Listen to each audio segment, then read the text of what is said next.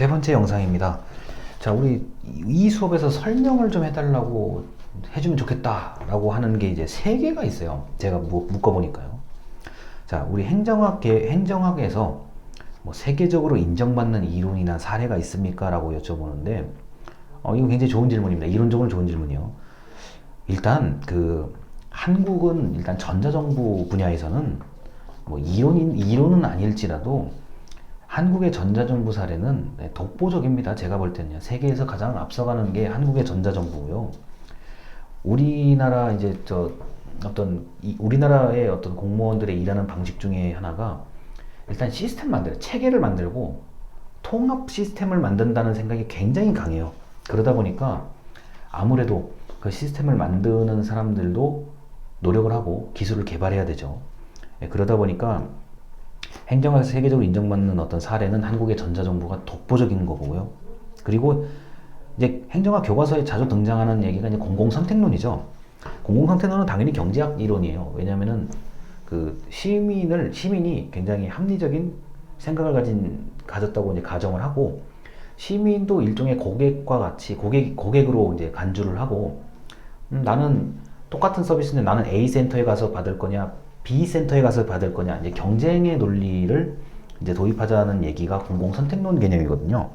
그러니까 우리가 소비자가 물건을 선택하듯이, 제품을 선택하듯이 시민도 정부 서비스를 선택할 수 있도록 해야 된다는 논리가 공공선택론입니다. 자, 이게 이제 경제학 이론이고요. 이제 이걸로 이제 주장하신 이제 오스트롬 교수님께서 당연히 이제 노벨상을 받으신 건데, 이게 이제 너무 우리 일상에는 사실 이제 공공선택론의 개념이 널리 퍼져 있어요. 나는 여기 헬스클럽, 나는 저쪽 그 지방자치단체에서 운영하는 뭐 헬스클럽, 문화센터를 가겠다, 뭐 이런 식으로요. 특히 이제 교통만 만약에 괜찮다 그러면 충분히 나는 여기가 별로야, 그럼 잠깐 이동해서 저쪽 갈 수도 있는 거고요.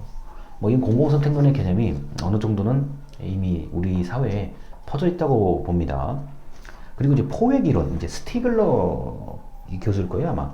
노벨상을 받으신 분인데, 포획이론이라는 거는 규제를 하는 집단, 그러니까 보통 정부가 규제를 하는 역할을 하잖아요.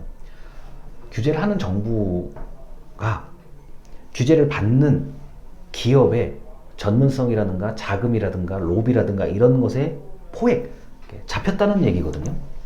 이 사례를 이제 증명을 합니다. 이게 바로 포획 이론, 규제 정책에서 중요하게 다루는 분야. 요 정도가 이제 우리 행정학에서는 뭐 세계적으로 인정받는 이론이나 사례에 연결이 돼 있다고 보면 되겠습니다. 이 완전한 행정학 이론은 아니거든요. 이 포획 이론 같은 경우는 이제 경영이나 경제, 그리고 이제 공공 영역이, 정확히 말하면 행정학이라고 하긴 그렇고 공공 영역이라고 보면 좀 분명한 얘기 같습니다. 그래서 이 정도가 이제 전자정부, 공공선택론, 포획이론 정도고요. 자, 그리고 이제 행정사. 자, 우리 과목 명칭이 행정사가 아니라 이건 직업의 행정사.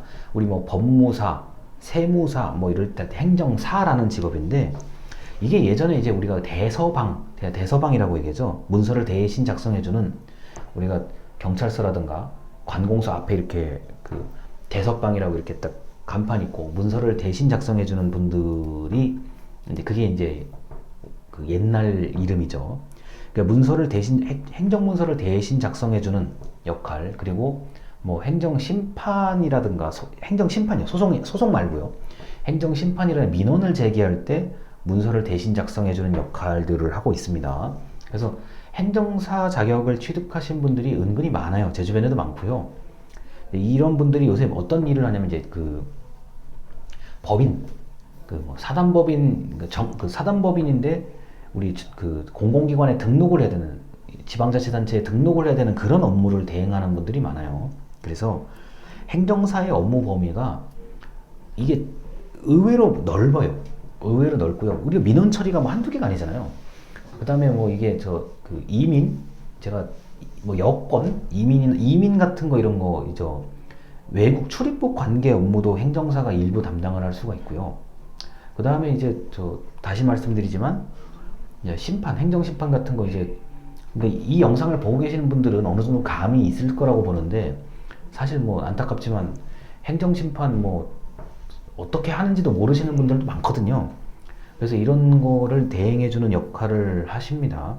뭐 제가 사는 동네 구청에도 구청 앞에 보면은 행정사라고 간판을 이렇게 걸고 계시는 분이 한 두세 분 정도 계시거든요. 그리고 이제 우리가 흔히 퇴직하신 공무원분들이 이제 행정사를 사업자 등록증으로 이제 하고 이제 여러 가지 개인 사업처럼 일을 하시는 분들이 계신데,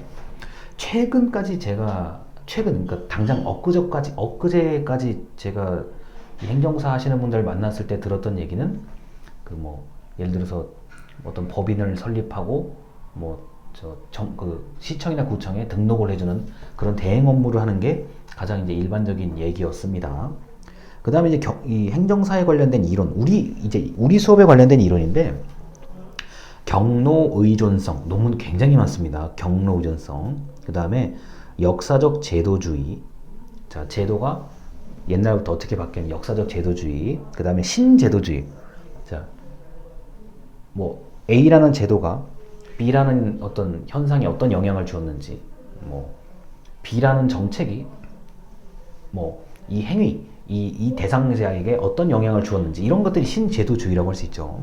그래서 대표적인 우리 행정사 쪽의 이론은 경로 의존성, 역사적 제도주의, 신제도주의, 어차피 같은 맥락이에요. 신제도주의 안에 역사적 제도주의가 있고 또 경로 의존성이 있는 겁니다. 이게 이제 가장 포괄적인 얘기들인데, 여기에 관련된 논문들은 굉장히 많아요. 굉장히 많아요. 근 20년 정도 논문이 축적되어 있는 거라 가지고, 이런 이론을 가지고 논문을 쓰신다고 하면 여러분들께서는 대상을 잘 잡아야 돼요. 대상. 그러니까 너무 역사적인 게 없는 대상을 잡으면 이걸 적용시키기가 어려워요. 그러니까 예를 들어서 생긴 지 얼마 안 된 정책인데 갑자기 경로 의존성, 그거는 좀 이상한 것 같고요. 경로 의존성이나 이런 역사적 제도주의 정도 하면 3, 40면 이상의 어떤 좀 이렇게 흔히 말해서 우리 그러니까 한국사 책을 보면 맨 뒤에 연표가 나오잖아요. 맨 뒤나 앞에 연표가 나오잖아요. 내가 좀 귀찮더라도 연표를 작성할 수 있을 정도가 돼야 이 경로 의존성, 역사적 제도주의적 방법을 쓸 수가 있어요. 연표를 정리하는 게 어쩌면 이런 것은 제일 중요해요. 예를 들어서 1960년대 1월 1일 날은 뭐가 있고, 1965년에 1월 1일 날은 뭐가 있었고, 이런 식으로 연표를 정리할 정도의 내용이 갖춰져야 행정사를 이런 제도주의적 접근 방식을 적용할 수가 있습니다. 제가 이제 즐겨서 쓰는 방식들 중에 하나가 이런 것들이 있는데, 이것도 어차피 연구자가 좀 연표를 작성하면서 본인이 좀 공부한 게 좀 있어야 좀 논리적으로 말이 돼요. 남들을 설득할 때, 설명할 때 이게 왜 이렇게 됐느냐, 이거는 사실 10년 전에 뭐가 이렇게 됐었고 20년 전에 뭐가 이렇게 설명을 해줘야 그래도 좀 뭐가 이해가 좀 됩니다. 자, 그래서 이 정도까지 행정사 수업에서 좀 설명이 필요한 부분에 대한 응답을 모두 드렸습니다. 자, 지금까지 들어주셔서 감사합니다.